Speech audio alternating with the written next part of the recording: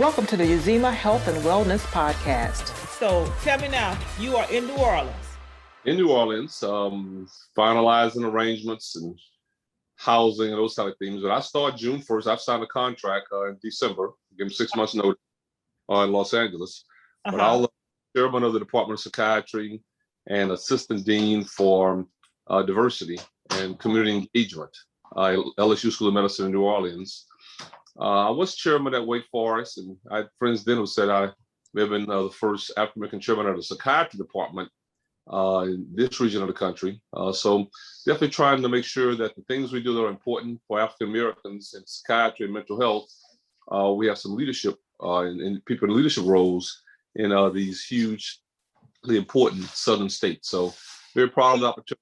There's a lot to be done here in New Orleans to really increase the quality of lives for African-American people. Now, were you the first African-American chairman at Wake as well? I was in psychiatry. And I was also for all of the big programs. Most of these med schools have 20, 25 divisions. They're only about already big. Those are ones with residents and medical students. And I had about 150 people on my staff. I think there was some other persons in some small departments that didn't have, they were not full academically oriented settings under what's called LCME, or the Liaison Committee for Medical Education. I was not the first or the only AA chair for a clinical department, but I was for an academically oriented teaching department.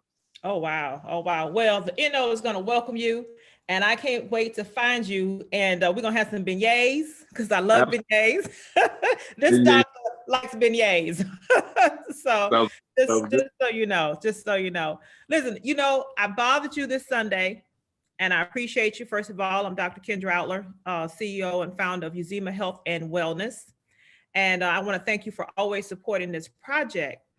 And I said, you know what? I'm going to call Brother Rahn, Brother Rahn, because there's something going on in the social media realm right now that I said, we as doctors can weigh in on this.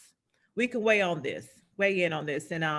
And it's the conversation surrounding Brother Kirk Franklin. And I'm calling Brother Kirk Franklin because I love Kirk Franklin. I grew up on his music, and his energy has been infectious. I love gospel music. Do you? Oh, absolutely. That dog property is one that means a lot to all of us. Right. So he started, this whole moving gospel music into, that feel good music. And that's kind of what I'm trying to do with Uzima. Let's take it from one area that we're comfortable, and let's move it ever so slightly into another space and see how it's received. And lo and behold, it was phenomenal, right? Right. And so you are, not only as you were giving your accolades, you are a father. Got 3 kids. 3. How many sons? My boy's 24. He just finished college. He's out on the East Coast. I got 26 in law school in Atlanta, and I got a daughter, 31. She's an orthopedic surgeon in California. So I can understand his experience having kids and grown kids. His son was 33. It's a challenge for a lot of reasons. Those are issues that I think have relevance for all of us. So we've got a lot to talk about. Well, I'm going to stand up a little bit. My shirt says, I am Flint. Okay. And what does it say? Stone. Used to spark the fire. There you go. So you Flint. You Flint, Dad. You know what I'm saying? You spark the fire in your children, and they're supposed to go out and do what? Make some heat. They do good work. I agree. Turn it up, right? Productive for yourself, your family, your community. Absolutely. Right. And sometimes it's not a perfect science. Would you agree? Oh, I'd agree. It's not a perfect science. So this resonated with me because I grew up with my father's one of 9 sons. Okay. And so I was always around men talking, and loved going to the barbershop, with my dad.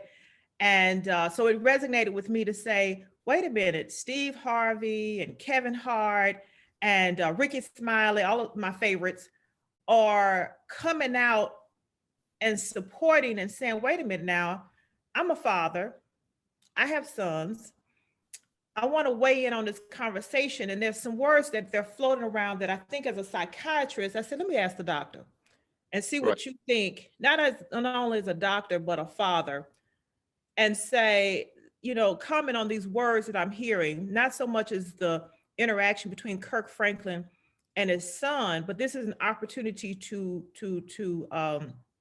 make relevant some conversations of some words: anger, Right. and abandonment. And I'm gonna pause Right. and let you tell me some things in terms of your professionalism about that. Right. Right. Well, I'd say a few things. I just look forward to talking to you at more length about it today. First and foremost, I'd say that the circumstance that I witnessed or heard, like many Americans and people all around the world, is certainly disconcerting and less than optimal, and no one really wants to be around or aware of anything that's negative or adverse. And I think that my heart goes out to all sides, because probably both sides are hurting emotion in some regard. As a psychiatrist, we're trained not to take sides. We spend a great deal of time trying to find some peace and contentment and some middle ground where all sides feel they can actually win in resolving emotional and psychological conflict. Those are the words that we use in psychiatry. But I love your point, Kendra. I think the reality is I am an African-American person, a man, a father of 3 kids. I'm not sure how many kids Kirk Franklin has, but this is his biological son and his emotional son. And for lack of a better term, if someone's asking me who do I side with, I do side with father in this setting, and I'll tell you why. First and foremost, I think that all human beings are imperfect. I do believe in the Bible, and whether you're Kirk Franklin and who's involved in music, in religion or not, folks who believe in the Bible recognize the Bible makes it very clear there's only really one perfect person ever walk on the face of this earth. I think that actually makes a lot of sense. So that individuals are imperfect and will make mistakes. They will say the wrong thing. They'll do the wrong things. That's the world we live in, and that's how the world has always been, based on the Bible that we believe in. And I try as a psychiatrist to integrate psychiatric themes, but also be a person who recognizes that what the Bible teaches us actually is a pathway for life. I think it's also clear that in life, everyone has bad days. We have bad moments. We do the wrong thing. We say the wrong thing. This idea that persons are judged by what others know about them. When we catch somebody with video or with a camera or a picture, and somehow that makes them different than everyone else who may have had a bad day or a bad moment or a bad circumstance that wasn't caught on video or television, doesn't resonate with me as a psychiatrist. The reality is, what is the individual thinking and feeling, and how can they grow is what matters. Just to get so excited, as society very often does, in a very contemporaneous fashion, I think in a very publicity-oriented fashion, is probably less than optimal, because it implies that someone is only bad if you know something that's bad about them, if you've seen them on videotape or whatever the case may be. A celebrity is less than authentic circumstance. I think a third thing that I also add, though, is that I think that we do have different expectations in society of persons. Maybe Kirk Franklin is a huge issue because he's involved, I think, what I'll call the spiritual, the religious profession. That's how you're living. He preaches and what have you, and the like, or sings, I think, a religious gospel. But that in no way should mean that individuals who choose to be involved in that profession and rightfully so, and then they deserve credit for doing so, are any less amenable to difficulty and conflict than the rest of us. So the reality is, there probably a lot of pain that I heard on that audio tape, and a lot of difficulty on both sides. In psychiatry, we work to get both sides to learn how to grow, how to throw water on the barbecue fire, not lighter fluid, how to decrease anger and angst, I love your term, anger and hostility, and bring people down from the heightened levels of negativism and heightened adverse emotion to some middle ground where you can make some actual gains and have better relationship growth. I think those are really the key issues for me. And whether it was Kirk Franklin, to me, he's the person on that tape, but it's really, he's like a metaphor for humans, for parents, for fathers, trying to do difficult situations with their adult children. And they are very challenging, as they were for him, they've been for me, and they've been for all fathers. That's, you said it correctly, that after all of the media and the social weigh-in, I hope that Brother Franklin will see that he really is a metaphor for us to kind of check our own pulse and to see how we are dealing with our children, even the ones who take us, who basically yank our chains, as they say, that he is imperfect. I think, who was that? Reverend Jesse Jackson used to say, I am somebody and God is not finished with me yet. I remember that one. We grew up on that one. God is not finished with me yet. Right.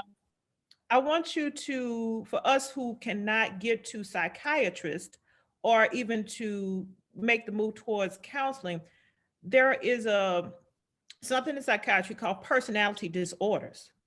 Right. And I was always taught those can't be medicated. Correct. Give me an example of a personality disorder. Right, there are three clusters. There's the cluster of people who tend to be shy and isolate themselves. Schizoid personality disorder, schizotypal. Those are persons who tend to have difficulty developing or growing or fostering relationships. So they either don't have any at all, or they start quickly and they stop. Persons who may actually want to work a job where they can be to themselves. Some job is you're working in a warehouse at night, you're not really around other people, because being around other people creates a great deal of conflict and difficulty internally in you. Persons may decide to have anger or hostility or strike out at others because they really want to decrease persons kind of being around them. These are not your most, verbal or talkative or personality engaged kind of people. They often don't have friends or relationships. There's another group that tends to be a bit more dramatic, histrionic personality. You're very outgoing and flamboyant in how you dress and how you speak and what you'll say and how you carry yourself.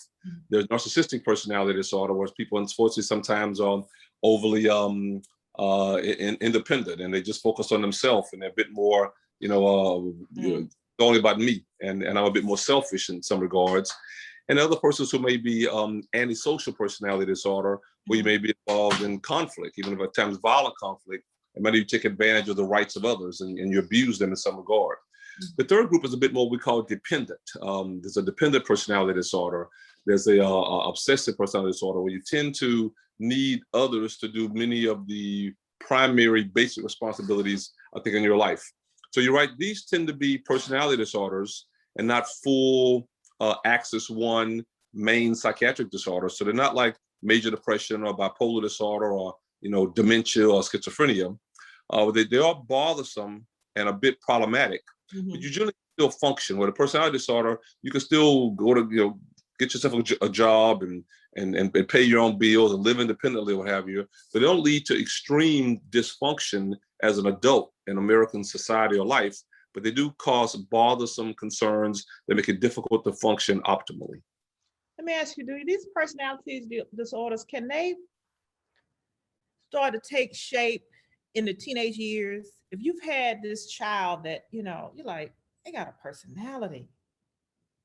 Is that right. something that you hear? Well, absolutely. In fact, by definition, they all can. I think you're right. But by definition, one of them, the one we call ASPD, but the acronym for antisocial personality disorder, by definition, it must have symptoms that begin before the age of 15, or you really can't make the diagnosis. So all of them tend to occur in some regards before you're adult, before age 18 or what have you. They tend very often to, we call them maladaptive patterns of behavior. They really speak to difficulty and lack of optimization in how we grow from our teenage years into our adult years and how we learn to function. Folks very focus on what you have to do in life to be successful. You have to stay out of trouble and get a job and do your chores at home and follow some rules and go to school and all kind of things. But as much about what we have to do in life to be successful is what you have to not do to not be unsuccessful.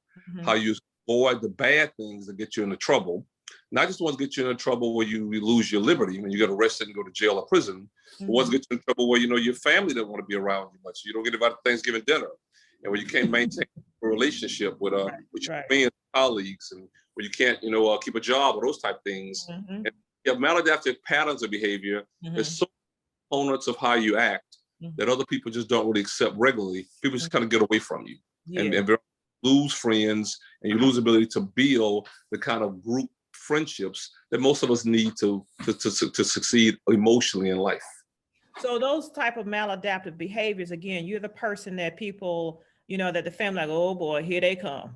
Here, Right. and it's all and you create chaos to something that was supposed to be that is supposed to be enjoyable, or just even like you say, maintaining the day to day. And that's Right.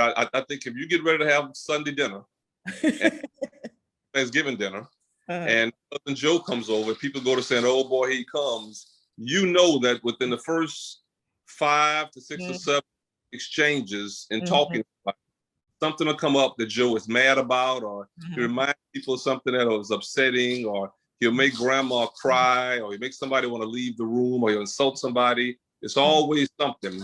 I think there's no better term than it's a maladaptive pattern of behavior. Right. It doesn't prevent from functioning in life and having a job and having his own house and what have you. Just can't really get along with people over a long enough period of time. And unfortunately, most families, there's somebody that fits that category, and we all know who they are. It's unfortunate, but it's true. It's true. It's true. And that's what we have to understand. It is true.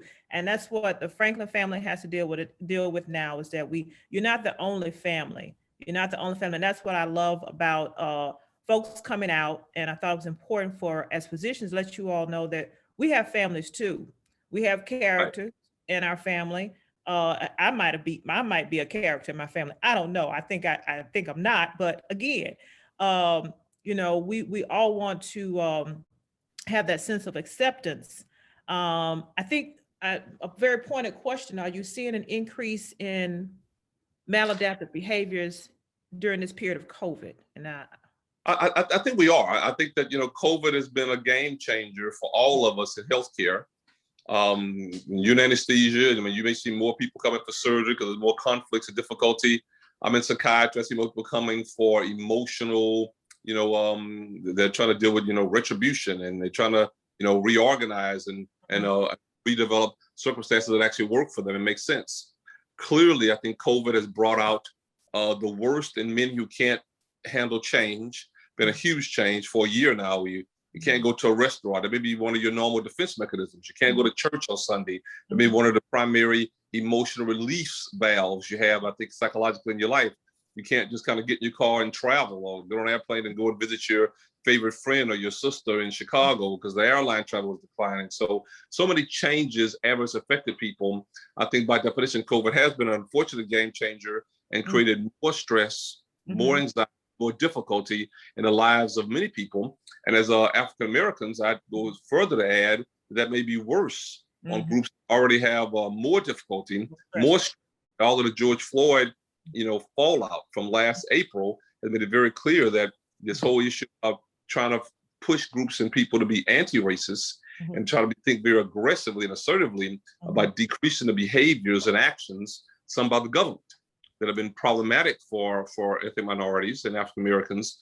So much of that, I think, is on the forefront now. We're talking about it, but it's actually, I think, exposing where a lot of these negative concerns previously existed. So clearly, you're right, have seen more difficulty and strife and trouble. I feel like I'm doing a Zoom with some group regularly in person, once a week the last year, it seems like, because so many people have so much to say, so much to get off their chest, so much that they had a hard time managing or dealing with during the COVID era.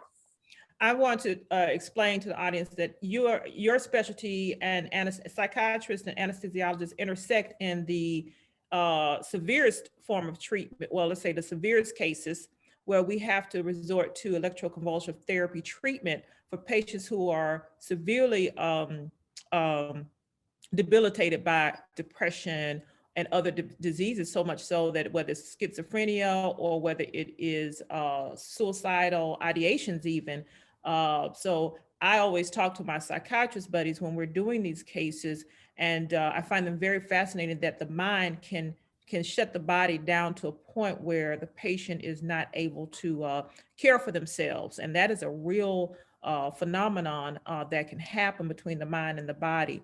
And finally, I want you to tell us about options that you find reasonable in terms of if families need to access the mental health community from your experience right now. If you have a minute to say what should we do in the case of counseling or emergencies? Yeah, absolutely. I think a few things. First and foremost, I thank you very much, Dr. Outlaw, for your time. I think these media programs are outstanding, and I've done them off the top of my life. But they're really never better when there's a physician like yourself who has the talent to be both a physician, but also the media contact to address the kinds of questions that I think are so important, I think, in our communities. So I commend you for that. And I commend your listeners and your readers for the time, I think, on a program like this. I'll say four things. First, I think it's very clear that we mentioned how stressful COVID era has been. I think COVID has, this era has pulled the Band-Aid off a scab or a wound that was unfortunately deep and full of pus, metaphorically, for a century or centuries. And people are now beginning to just be able to talk about some things that historically were being kind of shut down really quickly. So I encourage people to talk. I encourage them to listen. I encourage them to make settings or situations where you can actually actively and honestly discuss these kinds of things. We have discussed this a long time in psychiatry with teenagers. You sit on a table and talk to your teenager, let them kind of bounce ideas off of you, because they've got to kind of learn, through a maturation process, kind of in an intersegmented type way. The same is true for adults who, when they were a teenager, chronologically, or a young adult in their age, couldn't really talk about these kinds of things. How it felt to be disrespected, and you couldn't get a loan from a bank, and you lost a job you shouldn't have, or you didn't get a promotion, or glass ceiling, all those kinds of areas and ill repute that society has in many regards found a way to bring upon the lives of ethnic minority persons, unfortunately, and inadvertently and incorrectly, excuse me. Second, I'd add that I think in addition to talking and listening, we should find some proactive things that we can do that are tangible and are helpful. Many people throughout our time period have actually gone to the church and volunteered.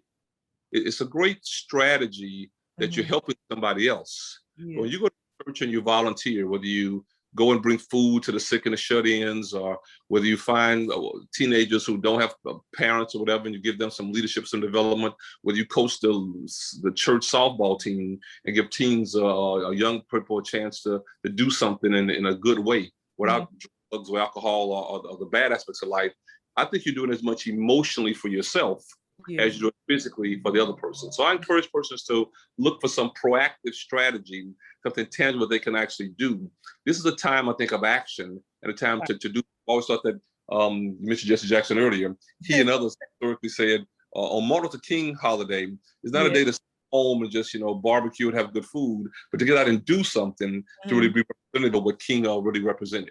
A third thing I'd simply say is I think that we should spend some time in reflective thought on our own. Some people medicate. Some do yoga and tie that together. But I think the reality is we live on a very fast-paced, hustle and bustle life, and we can kind of miss the key cues of what's happening in our own life, let alone society. Our society is changing now. We want to for the better. That only happen if each and every one of you, has a role to play and a more effective change. And the final thing I'd say, not so much for everybody, but to get back to the point you mentioned earlier, I do think we have a society that kind of picks and chooses winners, and that may not really be fair, winners and losers. The fact that this is Kirk Franklin was not just to me about the fact that it's about religion and he's a religious man, he preaches or sings about religion, but Kirk Franklin's a Black man. And I'm a Black man. I've lived in a society, you and I know another guy who was an African-American man, and we live in a society that has just not been fair. And people of all types, including Black men, have to say it publicly. I think if you give me this microphone. And I think that very often when things are adverse to any, they're much more likely to come out in the forefront bad for Black men. More Black men are arrested for the same things that other people do, use cocaine, for example, and in prison. More Black men lose their job for the same thing that other people might do, et cetera, et cetera. So I think we should be very cautious, all of us, so of any background, listen to the show, to be thoughtful about the fact that our society has created this false norm that Black men, if we're expecting them to be bad or do bad things, it's so quick and easy to really jump to the conclusion when we think we have a small piece of the data about what they've done that may be adverse. That's why I start off by saying, you don't pick sides in a business like this, but because he's an African-American father, I can understand there could be a lot of stressors and trials and tribulations that may have preceded this conflict he had with his son. And of course, we all would disagree we shouldn't use foul language. Would all disagree any comments or threats or comments, around any potential violence, or it should be, denigrated and criticized and not allowed to come to the light of day. But we all should also agree that he, like everybody else, needs some space to heal and maybe help. And a lot of his singing helps other people in church on Sunday.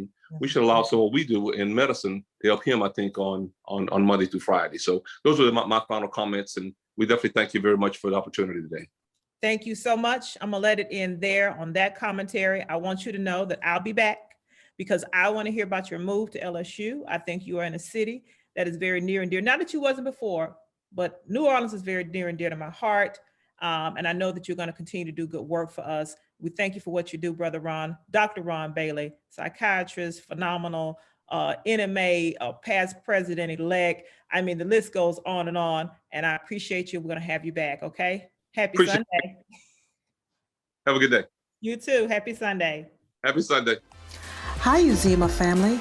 If you like what you're seeing and what you're hearing, subscribe to our channel. Hit the bell icon below to be notified of our recent videos. What the doctor say?